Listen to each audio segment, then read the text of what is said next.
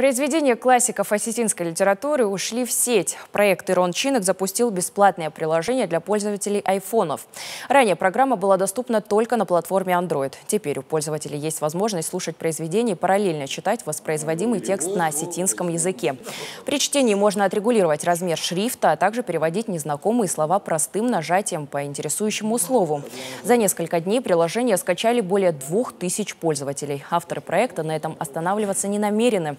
Ассортимент произведений будет регулярно пополняться. Пока что пользователям доступен весь цикл нарского эпоса, 64 рассказа, а также произведения Арсена Коцоева.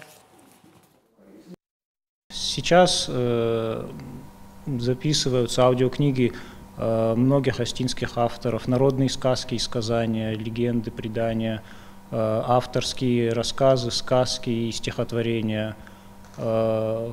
И вот буквально на днях мы опубликовали долгожданное приложение для платформы iOS.